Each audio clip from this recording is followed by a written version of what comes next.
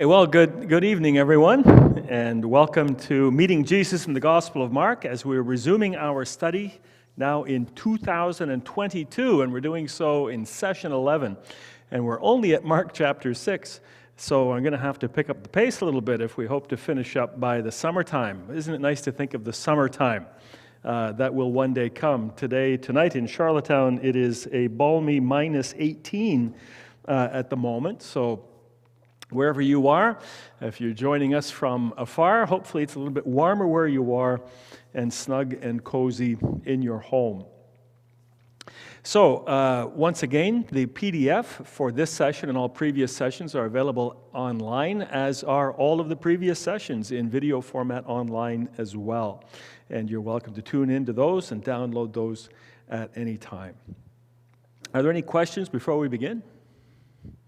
Other than where did I get this sweater? Well, let's get going then. So, Mark chapter 6, verses 30 is where we're starting. The apostles gathered around Jesus and reported to him all they had done and taught. Then, because so many people were coming and going that they did not even have a chance to eat, he said to them, "Come with me by yourselves to a quiet place and get some rest." So they went away by themselves in a boat to a solitary place. So no room to eat. Right off the bat, you know you're in the Gospel of Mark because there's Peter complaining once again that there wasn't even room to eat. If you remember where we were a month ago, the apostles have returned from their mission to the surrounding villages where Jesus had sent them. And they seem to have met with some success, so that once again the crowds are such that they can't even have a chance to sit down and eat in a quiet moment. And being good and observant Jews, you are required to be seated while you're eating. This is something that you can always tell a tourist in Jerusalem, because they'll grab a bite to eat and they'll eat as they walk along. But observant Jews will never stand or walk and eat at the same time. You show respect to the food by sitting to eat. So there's Peter complaining that they can't even sit down to have a bite to eat. And it sounds as though they've returned to Capernaum, which is Jesus' ministry base from the time when they were all sent away to the surrounding villages. Now, Jesus suggests that they find a quiet place outside of Capernaum city walls to get a break from the crowds. And they take a boat to get there in order, again, to get away from the crowds. Remember previously how Jesus had to preach from a boat because the crowds were pressing in on the shore. Well, now they all jump in a boat and sail away to get a break. So where are they going to go? Well, they take a boat to get there, so we know that they're going somewhere along the shore, but also to a part of the coastline that's not heavily populated, like Capernaum or Magdala. Now, we know Capernaum and Magdala to be large population centers with populations in the thousands. As they're doing work on Magdala, even these days, it's a big excavation site, an archaeological excavation in Magdala going on right now, and they keep expanding the estimate of how many people they were considering living in the village or the city at the time. At one time, I remember reading in a commentary that Magdala had maybe 300 people. Now they're guessing somewhere around 18,000. So this was a significant place, and Capernaum about 5,000 or so. But are you going to find a quiet place between them? Now, if you look at a map, here's the Sea of Galilee, our famous potato-shaped Sea of Galilee. And just about at the very top of the Sea of Galilee, you'll see Capernaum, and then Gennesaret, which is actually an area rather than a town. And then further down along the left-hand side, you'll see Magdala. So somewhere along there, they're going to be trying to find a quiet place where they're not in one of those city centers. Where can it be? Well, we know it's got to be reasonably close along the shoreline. It can't be that they went from Capernaum across the center of the Sea of Galilee all the way down at the bottom, because we read next, many who saw them leaving recognized them and ran on foot from all the towns and got there ahead of them. So it can't be 30 miles. You know, people weren't marathon runners. It had to be reasonably close, but far enough away to get through. So what happens was the crowd's not fooled. They see Jesus and the guys get in the boat. They sail away, and everybody sort of says, "Oh, I think they might be going over here." and they run along the shoreline to keep up. The boat skirted the shore all the way there. Now, one of the places that is traditional, in fact, the traditional location for the landing spot is called Tabgha, and that's once known as the Heptabagon, and somehow Heptabagon became Tabgha over the centuries. And Heptabagon means 7 springs. And there are springs which feed the lake in this area. The springs are slightly warm. I've stood in one of the springs and collected some rocks and even found a very ancient arrowhead in one of those springs. And Tabgha is about a 45-minute brisk walk from Capernaum, and I've walked that many times, bringing groups along that shore of the Sea of Galilee. So Tabgha is further along. This is one of what they call a pilgrim map, which has the main sites. You'll see Capernaum near the top, and the arrow is pointing to Tabgha. And what is in Tabgha today? Well, the Benedictine monks have built a retreat center and a church called the Church of the Multiplication. And it's got a main church and then a hostel, a pilgrim hostel on the other side. And in the summer times, they run camps there for children, disadvantaged children as well. It's a very fine place, and it's the main part of the church is actually built as a replica of the church that would have been standing there in the 400s A.D. It's the same archaeological style and the same stonework and everything. So it's kind of like a time machine going back 1,600 years into when this church would have been new. And this church that you see here was built on the footprint of the original church that had been built there. There was a small church built there in the early 300s, which was visited by a lady named Egeria, who was a pilgrim visiting from Spain, going from area to area, and she describes worshiping in Tabgha and remembering the feeding of the 5,000 there. And that church was expanded in the 400s and in the early 500s to the thing that you see here. Now, that church was ultimately destroyed both in an earthquake and in military events, but this is a reconstruction of what that would have looked like. This is the main courtyard of the church, and the reason that I took this picture is because you see not only the shape of the church, but near the bottom of this image, you'll see that's a pool of water there. There's actually a bunch of koi, some carp swimming around in it, and there are 7 spigots, and those spigots with water coming out represent those 7 hot springs that made this area quite famous. It was great for fishing. To this day, if you want to catch a bunch of fish at the Sea of Galilee, where those hot springs come out into the water, there's a lot of fish that gather there. When you go inside, you'll see a very austere church, much in that ancient architectural style.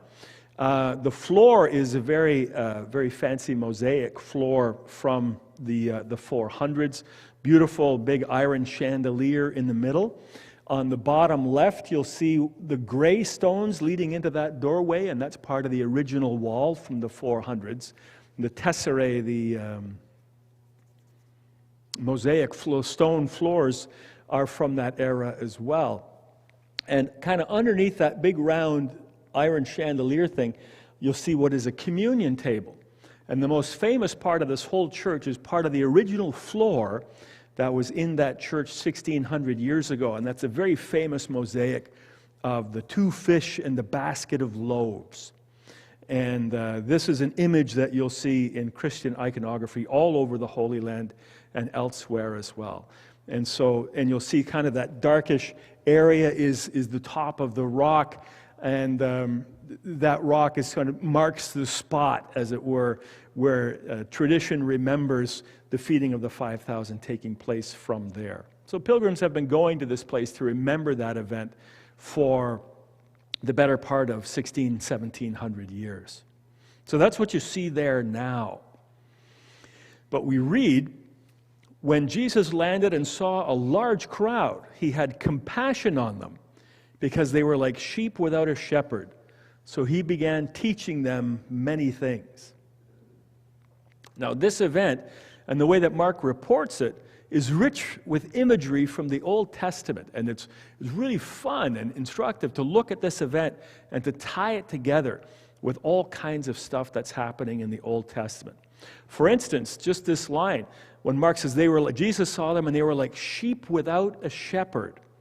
And for people who are very conversant with the Old Testament, as Mark's audience would have been, that would immediately bring to mind a worry that was expressed by Moses when God told Moses that he would not be leading people into the promised land. If you remember the story from the Old Testament, Moses, after wandering with the nation for 40 years after their release from Egypt, made it right to the border of the promised land, and then God said, Moses, the people are going to cross, but not you. You're going to stay on this side. And Moses worries. He says, well, what's going to happen to them then? And this is Moses' complaint. Moses said, may the Lord, the God of the spirits of all mankind, appoint a man over this community to go out and come in before them, one who will lead them out and bring them in, so the Lord's people will not be like sheep without a shepherd. There's that phrase, sheep without a shepherd. And people would have remembered that from this very famous story of Moses. Anybody remember who Moses, or who God appointed as Moses' successor? Joshua. And Joshua is the way that we pronounce it. The name is actually Yeshua, or in Greek, Jesus. So we're being led into this whole story. When you link this passage together with this event, Mark is picturing Jesus as Moses' successor, the one that Moses said, come on, God, send somebody so the people are not like sheep without a shepherd. And Mark says, and that's Jesus. And rather than just bringing people into the promised land, Jesus is going to shepherd people into the promised kingdom. Any questions so far? That's a really neat link that you really got to know the Old Testament as those people did in order to pick up on that. And you wonder, well, how on earth could they remember all of that? Well, the other day I was reading a book, and one of the characters in the book said, I am not a crook. And instantly I thought of who? Richard Nixon, right? Now that was what, 1972? And just one line from Richard Nixon, I am not a crook. And now if anybody says, I am not a crook, especially if they say, I am not a crook, you think of Richard Nixon right off the bat. Because that is what our minds are filled with media and news events. Well, back then, no TVs, no media, no news events. People were bathed in these stories of the Old Testament. And a line like sheep without a shepherd, people instantly would think, Moses said that. Okay? By this time it was late in the day, so his disciples came to him. This is a remote place, they said. It's already very late. Send the people away so they can go to the surrounding countryside and villages and buy themselves something to eat. Now, one of the problems you have when you're traveling in Israel is that you want to go to a lot of different places, but some of the places you go to, there's nowhere to have lunch. Ironically, if you go to Tabcha today, there's a little snack bar where you can get an ice cream sandwich or something, or a glass of pomegranate juice, but you can't feed 30 people. In Tabcha, you have to then go to where the fish and bread restaurant is, and it takes a long time. Back then, not even a snack bar with Magnum ice cream. And so as a result, where are we going to get food for all these people? It's already very late. Send the people away so they can go to the surrounding countryside, say the disciples. Remember, the disciples just want to have some peace and quiet and something to eat. Right? You know what, Jesus? Send them away. So note the contrast between Jesus, who had compassion on the crowd, and the disciples who want to send the people away. Well, fair enough. The whole point of getting in the boat and getting away was to find a quiet place to rest and eat. Now they're in a mob scene again, 5,000 people. I can't blame the disciples for wanting a break. But Jesus answered, you give them something to eat. Imagine 5,000 people. You give them something to eat. They said to him, that would take more than a half a year's wages. Are we to go and spend that much on bread and give it to them to eat? So Jesus says, how many loaves do you have? Go and see. When they found out, they said 5 and 2 fish. That's not enough. Now remember, the disciples had just returned from traveling from village to village. Jesus told them, don't bring any money with you. Rely on the hospitality of where you go. Now Jesus turns the tables on them. People have come from all the surrounding villages, we were told, where the disciples had gone to spread the news. They relied on the hospitality of those villages. Now it's time to repay the villages for their hospitality. But that's not going to be easy, because it's going to cost a half year's wages, 200 denarii. That would have been well beyond the means of the disciples. Now, a denarii, basically a day labor. You're digging a ditch. At the end of the day, you get a denarii. That's your pay. That's the average rate of pay. And 200 denarii would have been well beyond the means of the disciples. Not to mention the logistical difficulties of obtaining that much food. There's only so many Magnum bars that were available. But Jesus was never much troubled by logistical difficulties. Here's what a denarius. Denarius is what you call one denarii. A denarius. Denarii is the plural. And they generally have the emperor on one side and another symbol on the other side. That happens to be Julius Caesar. That was denarius from his day. And on the other side it says Pontifex Maximus. And that means he's the high priest. He was the head of the Roman religion as well. Remember the story when they're arguing about taxes, and Jesus says, whose picture's on the coin? Caesar. Well, you better give it to him then. And so that's the kind of coin Jesus is talking about. So I know this is a very simple question, and I probably know the answer, but every time when Jesus feeds the people, do they have to build a fire to cook the fish, or does Jesus just get them cooked? Every time Jesus feeds the people, what? Does he have to cook the fish? Did they have to cook the fish? The fish are smoked or dried? Already. No. This is not freshly caught fish. This is fish that you'd already like kippers. Okay, you're cured or smoked or Okay, so they're not the fresh fish. It's not sushi. It's not sushi. There's some good sushi restaurants there, but not as good as here in Charlottetown. We have excellent sushi. So where are we going to get money to feed all these people? So the disciples, again, everybody's mind is now in the Old Testament, right? Because of that Moses line. And there's a common complaint in the Old Testament. You're faced with a big crowd. How are you going to feed them? Moses objected when God told him to feed the people, in this case, 600,000 soldiers for a month. And Moses says, well, would they have enough if flocks and herds were slaughtered for them? Would they have enough if all the fish in the sea were caught for them? Or another big story of a miraculous feeding, when Elisha asks his servant to feed the company of prophets, about 100 prophets who drop in for lunch. His servant says, how can I set just this one loaf of bread before 100 men? Would Jesus prove to be greater than Moses and Elijah? Or Elisha in this case. So you got the remote place, you got the crowd, you got the hunger, you got the miraculous provision of food, and all of that brings all kinds of images to mind, and two of the most famous being those from Numbers and 2 Kings. Now, in those stories, facing an impossibly large and hungry multitude, God says to Moses, is the Lord's arm too short? You will now see whether or not what I say will come true for you. And Elisha, speaking for God, says to his servant, the Lord says they will eat and have some left over. Remember that part. And also, Mark is also recalling and telling the story the way he is. His favorite messianic prophet, Isaiah, who Mark is talking about again and again, and Isaiah's vision of the heavenly banquet in Isaiah 55. Isaiah says, come all you who are thirsty, come to the waters. And here they are at the north shore of the Sea of Galilee in a place famous for the 7 springs, the Heptabagon. Isaiah continues, you who have no money, come buy and eat. Well, the disciples say, we don't have enough money. We don't have 200 denarii.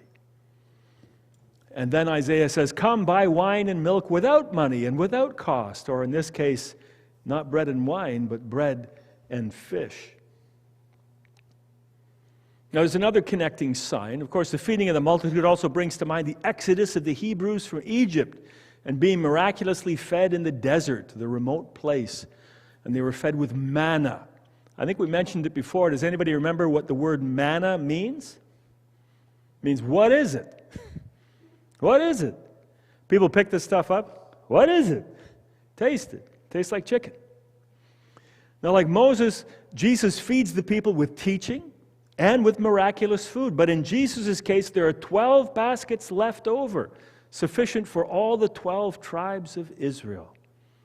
Okay, remember in the Elisha passage, it says, they will eat and have some left over. And here you go, 12 baskets left over. So Jesus directed them to have all the people sit down in groups on the green grass. They sat down in groups of hundreds and fifties. Taking the 5 loaves and the 2 fish and looking up to heaven, he gave thanks and he broke the loaves.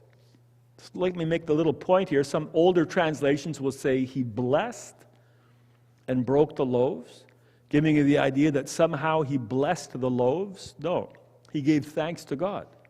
He baruched, he blessed. And when you use that word, you're invoking the Hebrew prayer. Just like when we say he said grace, we don't believe he said grace. We believe that he said a prayer, right? If you say to somebody, can you please say grace? If it's your kid and they say grace, then you smack them, right? No, I told you to pray. In this case, he baruched, because the first word of the Hebrew prayer of blessing, of giving thanks to God for bread, is baruch. Baruch atah Adonai Eloheinu melech ha'olam hamatzi min harach. Blessed are you, Lord our God, who gives us the bread of this field. So Jesus looked up to heaven, gave thanks to God for the loaves and the fish, and then he broke the loaves, and he gave them to his disciples to distribute to the people. He also divided the 2 fish among them all. They all ate and were satisfied, and the disciples picked up 12 basketfuls of broken pieces of bread and fish. The number of the men who had eaten was 5,000.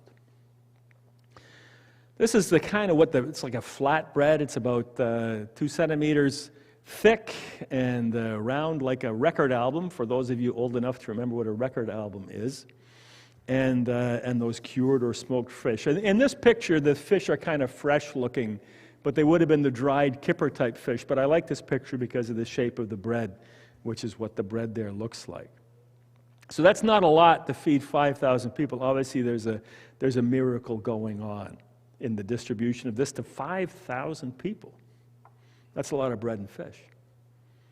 Any questions so far? Well, 4,000 people, but we're not there yet. That's another story. Yes, he did. No, this happens again in a different place with a different number of people and a different outcome. But interestingly, Jesus refers to both the feedings together. Little boy's not mentioned in this one.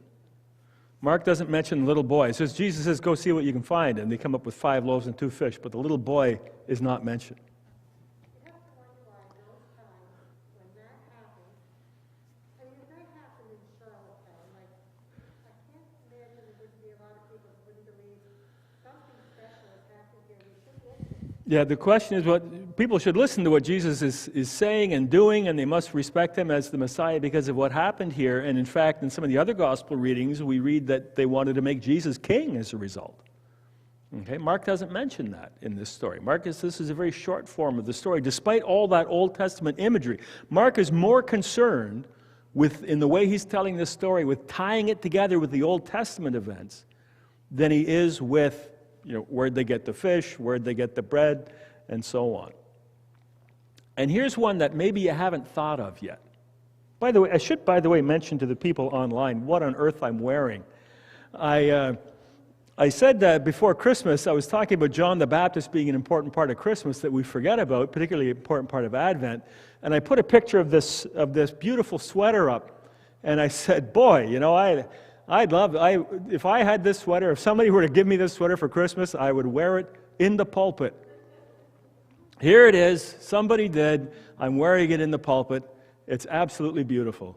Yes. Yes, question? My 6-year-old is watching from home, and she said she loves it. She loves it, absolutely. Yes, I heard there's comments already pouring in from around the world of people loving this. John, it says on the bottom, repent for the kingdom of heaven is at hand. And there's our man, John the Baptist. I wore this just for you.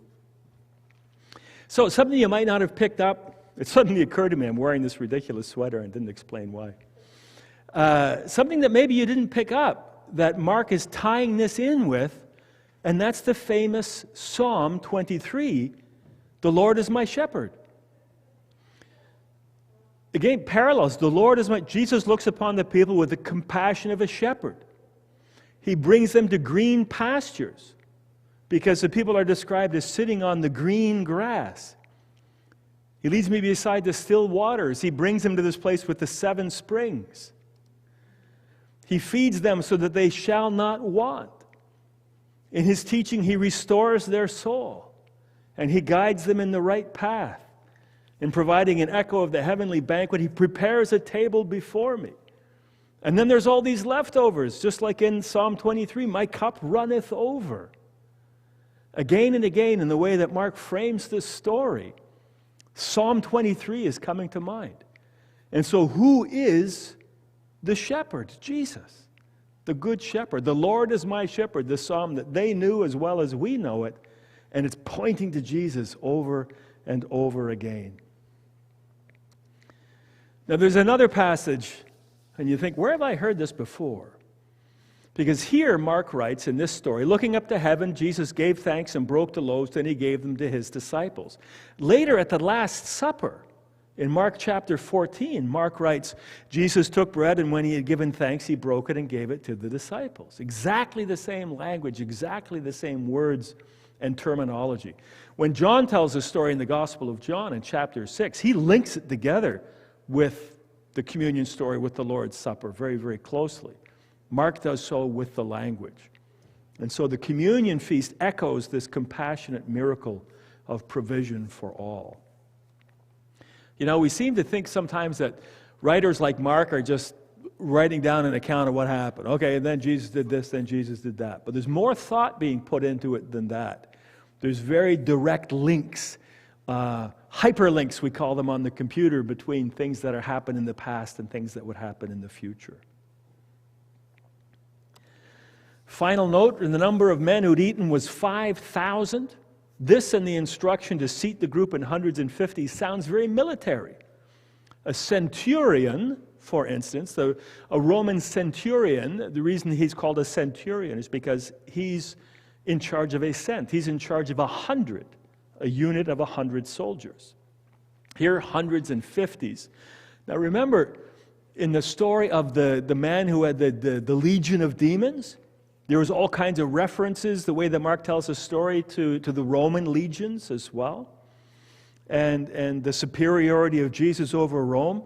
Well, here, once again, rather than destroying Jesus, takes a Roman image of these 5,000 people seated in groups of 50s and 100s. That's an army encampment. Okay, that's an army number, a legion number, 5,000. Groups of 50s and 100s, that's an army, a military encampment. But this is a spiritual army. Jesus has spiritual legions of people that are being sent into the world and miraculously provided for. Boy, there's a lot going on in this story. That's easy to miss, but a great, great story. Now, there have been some commentators over the years who, for some reason, find it difficult to regard this story as miraculous, and instead say, well, really what's going on here is that Jesus, in providing this group of 5,000 people with the example that he was willing to share his own lunch, caused everybody else to share their lunch with everybody around them so everybody had plenty to eat. But the story is not talking about that at all. The story is saying this is very definitely a miracle where a small amount of food is being miraculously provided, as it was in the days of Moses, as it was in the days of Elisha, and then a foretaste as it will be in communion services throughout the world. Questions, points? Again, remember, if you're watching this on the web live, you can ask questions on the YouTube. Can we still do that, Melissa? Yes. And as a result, we can pass those on as well. So, intermission. And we have some singers and dancers who are going to come up and entertain us for a moment in the intermission. Ladies? No? Okay. Well, imagine my disappointment. You know, I wear the sweater. The least we could have.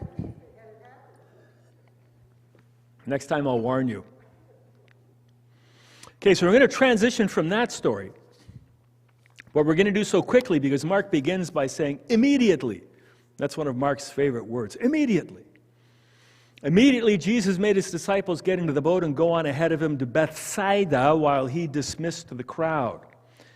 And after leaving them, he went up on a mountainside to pray. Immediately. So, story's finished, 5,000, gather the bread, gather it all in baskets. Okay, fellas, hit the road, I'll take care of the people here. And they do. So, the disciples are sent to Bethsaida, which is about 8 kilometers east of where they are. The hour is late, the crowd is dismissed. Jesus says he needs time alone. It's been a really busy day. And so he went up a mountainside to pray and perhaps recharge if the miracle took considerable spiritual energy, as apparently these miracles would. Where did Jesus go? Well, we don't know, just up a mountainside. But basically, the Sea of Galilee, again, is in this bowl. And so anywhere you go, either than due east or due west, you're going up the side of some very steep hills. Maybe it's the Eremos cave up the side of the Mount of Beatitudes that we've talked about in previous sessions. I think I showed you a picture of Jacob and me in that cave. So where is he sending them? Well, the lower arrow, the big red arrow, is pointing to Tabgha, where our story has taken place thus far, most likely site, or the traditional site. And Jesus is sending them up to Bethsaida Julias. And you might notice that that's kind of a little bit inland. Bethsaida means the house of the fish, or the fishing village. What's it doing inland? Well, the topography has changed a little bit in the time since the story actually happened, with some very major earthquakes happening along the Jordan Rift and shifting the land as much as 100 meters away from one side to the other. And that there's towns that are being excavated in that area. They're not entirely, there's a big dispute right now going on just these days right now in archaeological circles as to exactly where Bethsaida was located, because there's 2 primary locations for it. Either way, it's either a little bit inland where we see now, which would not have been inland in Jesus' day, or it's right against, more or less against the shoreline. But it's still same general location, about 8 kilometers away. And as you can see, if you're going from Tabgha to Bethsaida, you wouldn't cross the middle of the lake. You'd go up along the shoreline, right? But is that what happens? No. Because we read this. Later that night, the boat was in the middle of the lake, and Jesus was alone on land. He saw the disciples straining at the oars because the wind was against them. Okay? Shortly before dawn, he went out to them walking on the lake. He was about to pass by them. But when they saw him walking on the lake, they thought he was a ghost. They cried out because they all saw him and were terrified. So, what's going on? Well, we read that it's about what the Bible actually says. The language which the NIV has interpreted for you is on the 4th watch of the night, literally between 3 and 6 a.m. Okay? That's the 4th watch of the night. Again, military language.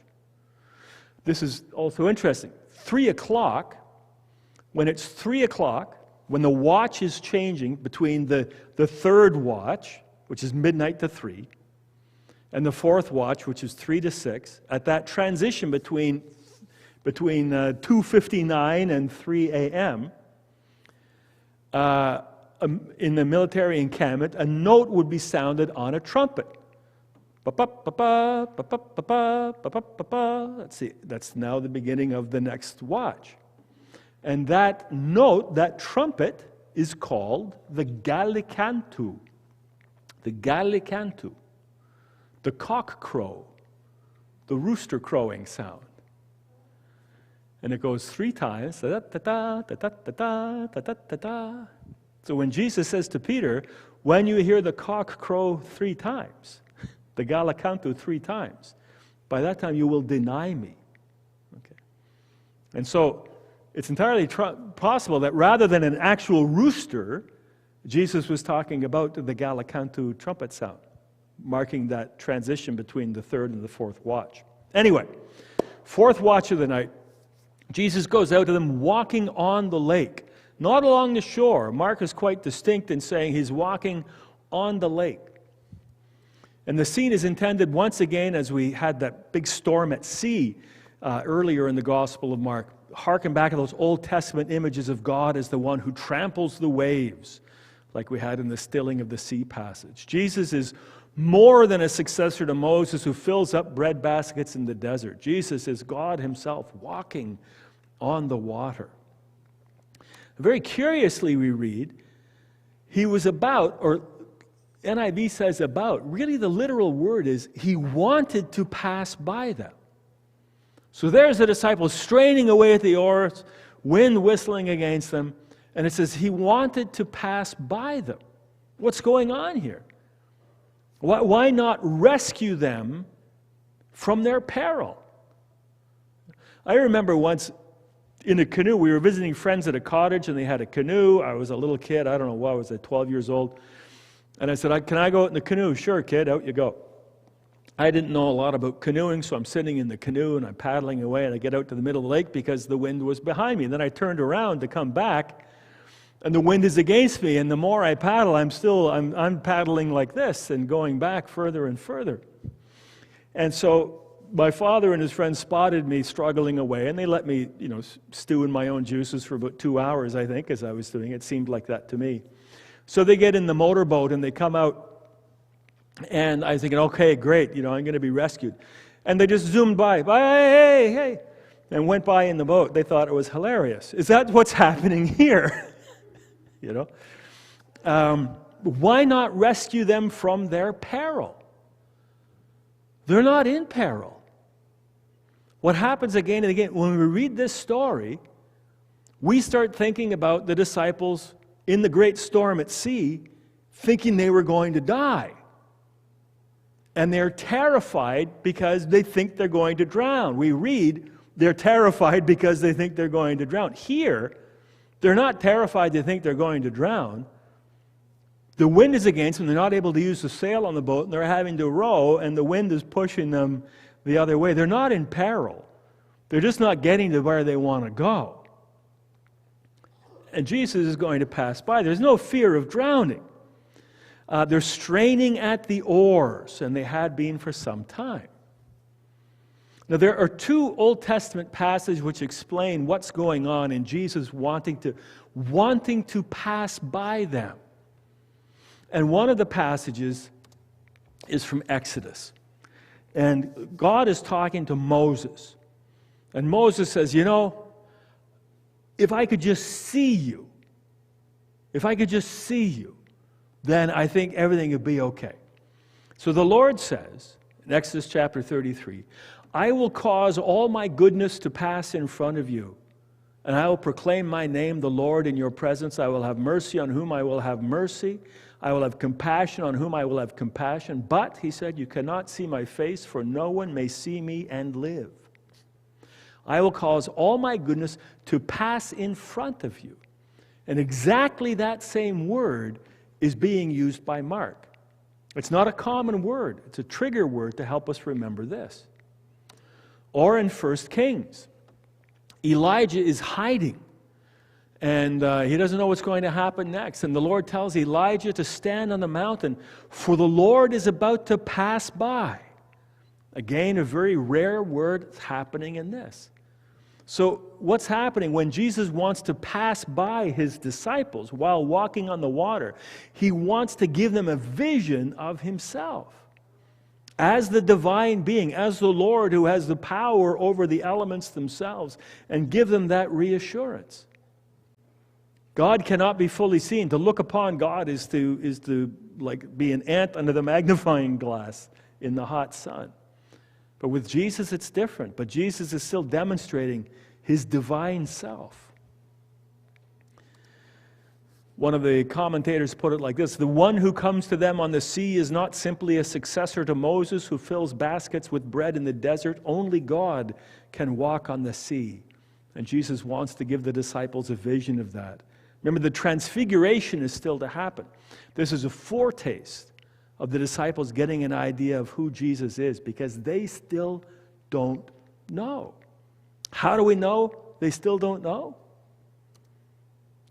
Because when they saw him walking on the lake, they thought he was a ghost. They cried out, "Ah!" because they all saw him and were terrified. Immediately he spoke to them and said, "Take courage, it is I. Don't be afraid." Then he climbed into the boat with them, and the wind died down. They were completely amazed, for they had not understood about the loaves. They still didn't get it. They hadn't understood about the loaves. Otherwise, they wouldn't be amazed. They would expect Jesus to be able to do this. And then it says, their hearts were hardened. Yes? Is this not the second time? Have we already been in the boat where the storm was passing? Yeah. We were already in the boat with the big storm earlier on in the Gospel of Mark. And Jesus calmed, end of chapter 4, and Jesus calmed the water. Remember, he was sleeping in the boat? Disciples woke him up. They're terrified. They think they're going to, don't you care if we drown? Jesus stands up, calms the water. They're not in that kind of peril. This is not a storm. This is the heavy wind. No, but they were completely amazed again. Completely amazed. They still don't get it. Their hearts, and this is why the line, their hearts were hardened. So Mark is giving an explanation here. So you got Jesus walking on the water. This is my favorite painting of Jesus walking on the water. And you know what's really hard to do? It's really hard to find a painting of Jesus walking on the water without reaching out to Peter. Right? But that's not happening here. Now, understandably, the disciples seeing someone walking on the water thought it was a ghost. They were terrified. Jesus calls out, "Take courage, it is I. Don't be afraid." Now, again, we miss this in English. "It is I" can better be rendered, "I am." Don't take courage. I am. Now, the proper name for God revealed to Moses is I am. Cheni, or in Hebrew, Yahweh. Don't be afraid. Yahweh. God is with you. Even as you're straining at the oars, God is with you. This is what's called a theophany. That's your fancy word of the day. A vision of God. And the theophany is complete. Only God can walk on water. Only God refers to himself by that name. So, fed 5,000 people, walks on water. The disciples are going, who is this guy? Jesus tells them, Yahweh. And it says they still didn't understand. Their hearts were hardened. The divine nature of Jesus is further emphasized then by the sudden calm as he enters the boat. When he steps in the boat, water's calm, replaying the storm scene of chapter 4 in a single verse. But they still don't fully understand who Jesus is, despite the miraculous provision of food, despite the walking on water, despite, once again, the stilling of the waves and the stilling of the wind. What Mark says, well, their hearts were hard. Now, hardened hearts refers to disobedience, but it also refers to dullness. It also refers to obstinacy. So stubbornness, so disobedience, strict disobedience. Why doesn't that kid do what I tell him to do? Right? That's a hardness of heart. Dullness, is that kid so stupid? He keeps doing it. Obstinacy, why are you being so stubborn? Right? Those are three different states, all of which I was accused of as a child, quite rightly, by my parents, who today would say, how can you wear that sweater in public? Interestingly, Jesus uses those same words, the hardness of heart, about his opponents, as well as the disciples elsewhere. Like in Gospel of Mark in chapter 3, remember the guy with the withered hand in the synagogue? Jesus is going to heal the guy's hand, and everybody's just concerned that it's the Sabbath. And Jesus looks around at them, looks at his accusers in anger, and deeply distressed at their stubborn hearts. It says in the NIV, but it's actually the same word, at their hardened hearts. But he uses that same word for his disciples as well. For example, and this is many times for both, but in Mark 8, do you, the disciples, still not see or understand? Are your hearts hardened? Because how else can you miss all this that's going on?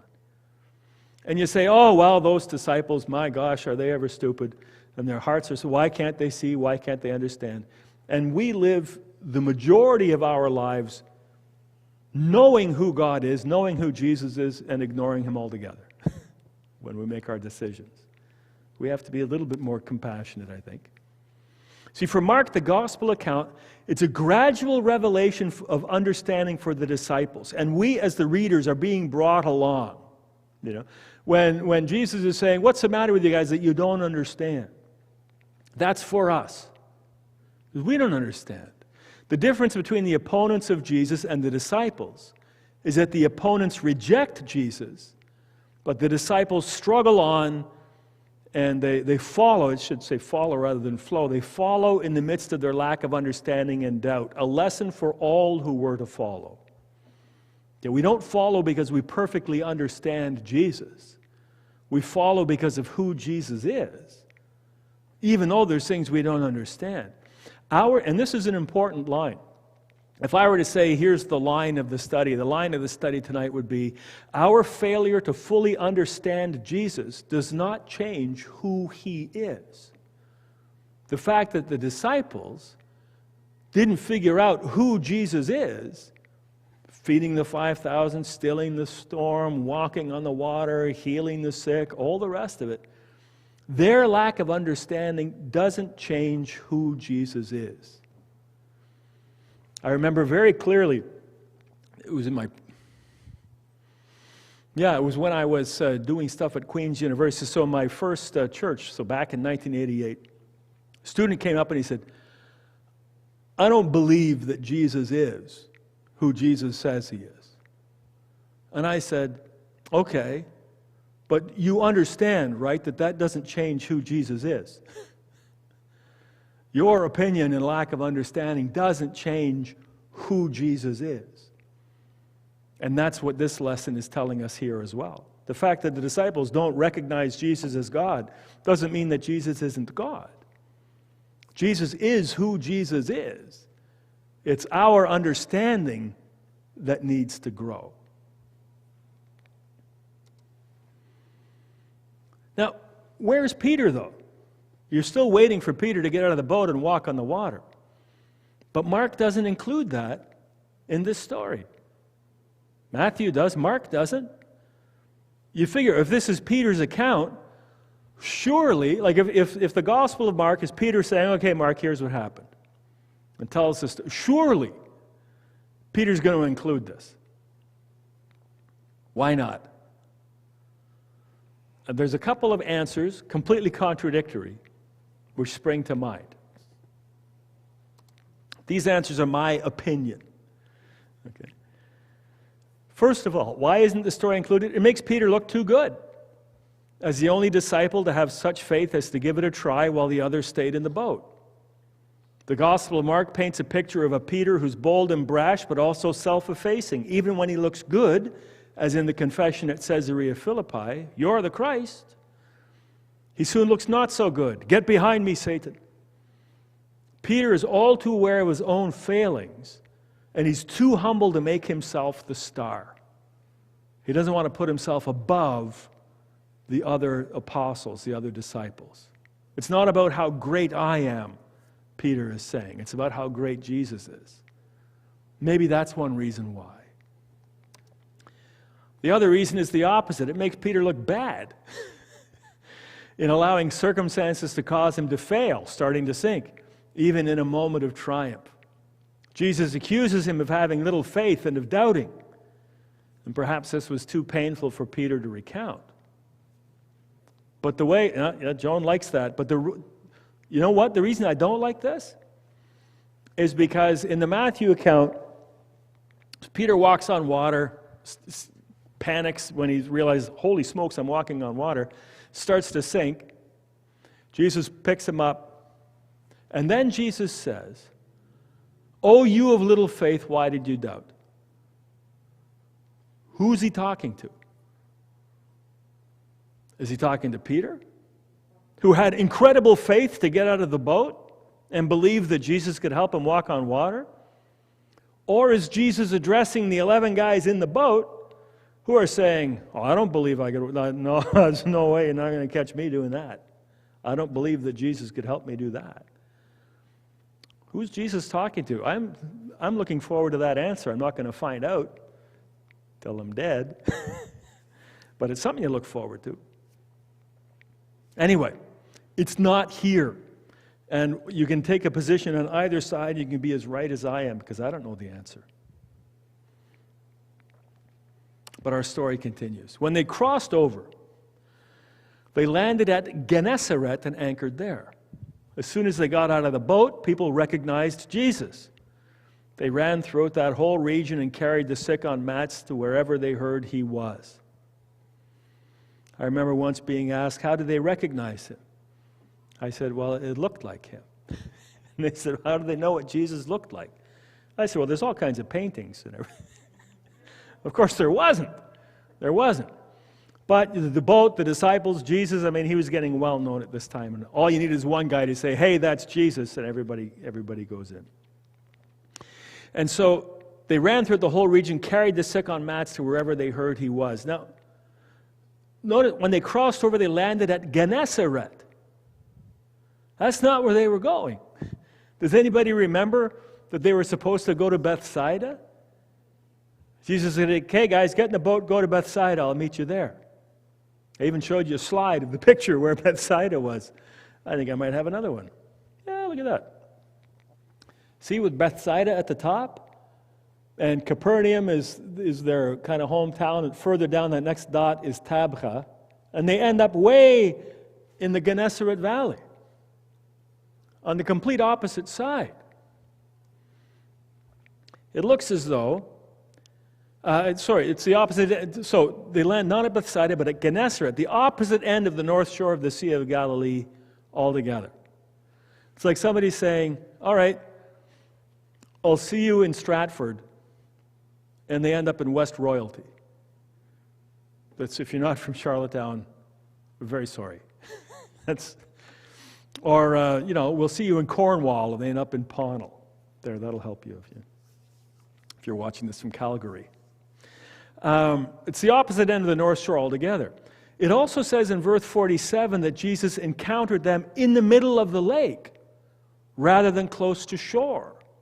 And remember, it would be a shoreline journey, not a middle of the lake journey to get to Bethsaida, where the natural route would take them. It looks as though the disciples had strained against the oars throughout the night to little good effect, probably 6 hours. Because the indications are that Jesus sent them away before it was dark, and then he comes to them at between 3 and 6 in the morning. It looks as though the disciples had strained against the oars throughout the night to little good effect. Is this a lesson that in the absence of Jesus, little can be done, no matter how much effort and strain that we're putting into it? But as soon as Jesus gets in the boat, the wind stops, and they come to a shoreline. The shoreline they come to is a completely different shoreline that they had intended to start out at, and they ended up at the Gennesaret Valley, probably between Capernaum and Magdala. There's a place there now called Gennesaret. You can see Gennesaret and Gennesaret. It comes from the same root word, and that's where they found the famous Jesus boat, the remnants of a boat from the days of Jesus, to give us an example of the kind of sailing craft that was there at the time. A very nice kibbutz there. And then we read, wherever he went, into villages, towns, or countryside, they placed the sick in the marketplaces. They begged him to let them touch even the edge of his cloak, and all who touched it were healed. So this is the postscript to the story, because you got Jesus landing It says here, they ran throughout the whole region, carried the sick on mats to wherever they heard he was. So automatically we know that Jesus is now traveling around. He's not just standing in Gennesaret. And wherever he went, villages, towns, or countryside, they placed the sick in the marketplaces. So this is wrapping up the ministry of Jesus in Galilee. Mark is wrapping up this story at this part. We're going to go in chapter 7 into a different era of the ministry of Jesus. But the Galilee stories are coming to an end with this idea that Jesus is going from villages, towns, and countryside, and wherever he goes, the sick people are coming. So once again, Jesus is recognized, great commotion, people from throughout the region coming for healing. And it's a closure of that Sea of Galilee miracles with a synopsis of the healing ministry. And it says, even to touch his cloak was sufficient to provide healing. Remember the woman with the issue of blood? She touched his cloak, and she was healed. If I could just touch his cloak, and she does so. And Jesus says, wait a minute, I felt power go out from me when that happened. So that was enough. Now, I think we addressed it very briefly at that time, that it's small wonder that throughout the ages, religious relics, fragments of holy people or their clothing or places were thought to have great spiritual value. That's not so much the case among Presbyterians today. We don't have a strong belief in relics as having some sort of inherent spiritual power. And there's quite a tradition from the founding of the Presbyterian Church at the time of Reformation about that. But verses like this, if you even touch Jesus' cloak, you'll be healed. Or this even more disturbing verse from Acts chapter 19, where we read, God did extraordinary miracles through Paul, so that even handkerchiefs and aprons that had touched him were taken to the sick, and their illnesses were cured, and the evil spirits left them. Now, from verses and accounts like that, people said, well, there must be some inherent spiritual power, either in the saints, the parts of the saints themselves, or in even some of their clothing or their utensils, like a handkerchief, that would have some sort of inherent spiritual power. And they got this idea from verses like this. Okay? So I actually did a bit of a search on the Time magazine's top 10 holy relics. And they mentioned the Shroud of Turin, and this is the face that was painted on the Shroud of Turin. The blood of San Gennaro, which still remains liquid after a couple of thousand years. Pieces of Muhammad's beard, which I have visited at the Topkapi Palace in Istanbul, big showcase, the Prophet's beard. Mary's holy belt, which I don't know anything about. John the Baptist's head. That's a great relic, John the Baptist's head. When Luther went to visit Rome in the 1500s, he became very skeptical about the relics that were there. Relics were a big deal in the 1500s. Until he once was invited to view a relic, the head of John the Baptist at the age of 10. And Luther thought, wait a minute. Buddha's tooth is another big one. The tunic of the Blessed Virgin, the grapevine cross, the footprint of the Prophet Muhammad. And I visited that at the top of the Mount of Olives. The chains of St. Peter. There's a church which houses the chains of St. Peter in Rome. What Luther wrote 500 years ago, he says, what lies there are about relics. One claims to have a feather from the wing of the angel Gabriel. The Bishop of Mainz has a flame from Moses' burning bush. How does it happen that 18 apostles are buried in Germany when Christ had only 12? Okay. And again, the famous story of the head of John the Baptist at the age of 10. John Calvin, the founder of the Presbyterian Church, actually wrote an entire treatise on relics in 1543. And I've got several pages of notes here, which I don't think I'll burden you with, but the introduction of it more or less sums it up. St. Augustinus complains in his work entitled The Labor of Monks, writes Calvin, that certain people were, even in his time, back to 400 AD, exercising a dishonest trade, hawking about relics of martyrs. And he adds the following significant words. Should they really be relics of martyrs, from which we may infer that even these abuses and deceits were practiced by making simple folks believe that bones picked up anywhere were bones of saints. So Calvin's big complaint is there's all these relics that people go and visit. They're probably not the actual relics anyway. And I think I mentioned, it was probably in a sermon around Christmas time about John the Baptist, that he's venerated by Muslims as well as being a forerunner of the prophet Jesus, as they call Jesus. And if you go to Topkapi Palace in Istanbul, you'll see the forearm of John the Baptist encased in gold as a very prominent relic. Well, Calvin says, well, you shouldn't put any confidence in any of these things because basically, look at all this stuff I have for you here. Calvin writes, in conclusion, it would be most important to abolish from amongst us Christians this pagan superstition of canonizing relics, either of Christ or of his saints, in order to make idols of them, for this is a defilement and an impurity which should never be suffered in the church. So Calvin says, regardless of this touching the robe of Jesus, regardless of the handkerchiefs of Paul, he says, we don't want to make idols of relics and canonizing things. So, you know, when the time comes that I shall shuffle off this mortal coil, I know that, you know, the instant desire of everyone here will be to venerate my John the Baptist sweater and to visit it and touch it and say, he once wore this glorious thing. Perhaps I shall have some of the power which came from... So Calvin says, don't bother.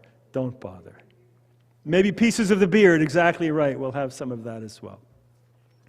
Any questions as we wrap that up? Not about the sweater, but about the passage. Next week we have Mark chapter 7, the whole chapter. We're going to do an entire chapter, Mark chapter 7.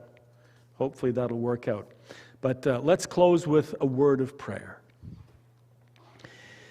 Dear God, we give you thanks. We give you thanks that so many people were fed on that day. We give you thanks that we have the opportunity to participate in the ongoing miracle of feeding the hungry by being generous in our response to the needs of the world. Help us to see you clearly, to see who you are as we encounter story after story of what the disciples took such a long time to realize, but is there for us to read and to see and to understand.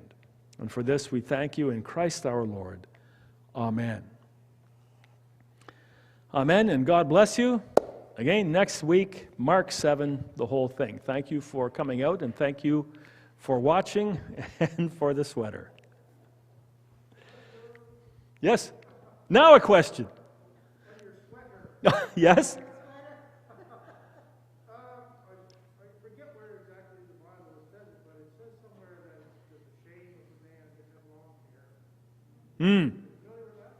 Yeah, it's an Old Testament thing about in the New Testament when the Apostle Paul is talking about the fashions in Corinth, and that men were, there was a lot of cross-dressing going on in those days, and Paul was saying, you know, you should keep the roles pretty distinct. And he also says women should cover their hair, which is the practice even amongst observant Jews today. One of the reasons in Corinth that Paul talks about women covering their hair, wearing head coverings, is because it was a sign of class distinction. If you had a really fancy, elaborate wig hairstyle with pearls in it and so on, you were considered to be the upper class. And that was a sign of class. That was your most ostentatious thing. And also in Corinth, there was a guild, a very large guild of temple prostitution. And a lot of these temple prostitutes were being attracted to Christianity. And one of the signs of a temple prostitute is that they had a shaved head. And so if everybody had a scarf over their head, everybody was equal. In Corinth, that was a sign that you were a male prostitute, and so on. And Paul said, no. Well, in this they have John the Baptist because John the Baptist was considered to have taken a Nazirite vow, like Samson, so that his hair shouldn't be cut, his beard shouldn't be cut, he wouldn't drink alcohol, he wouldn't hang around with women. Not if you were to take a Nazirite vow. And there were certain religious ceremonies whereby you would cut your hair off, shave your head. We read about that in the book of Acts with the Apostle Paul. There's a time at which he shaves his head in order to participate in a particular temple ritual.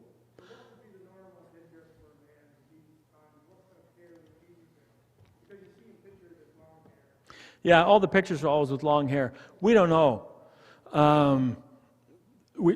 Quite literally, we don't know. It wouldn't have been probably, waist length, effeminate type of hair. It wouldn't probably have been a Roman haircut because the Jews would have wanted to distinguish themselves from that. There are Old Testament rules about beards and hair and how you should wear those and what's legal and what's not. One thing we do know about Jesus is that he had a beard because it says that they pulled on his beard when he was being arrested, and they tore his beard. And you have to have a reasonable amount of growth in order for somebody to get a hold of it. So we know that, but that's about all we know. So, but yeah, this is a classic. Many of the icons of John the Baptist from 1,000 years ago and more. This kind of scraggly look of a guy who, climbed out of a hole somewhere is your John the Baptist look. What's that? Yeah, out of his spider hole, yeah. I don't think Saddam looked quite like this. He looked still a little bit better fed. And he had a briefcase full of American money, too, which was ironic.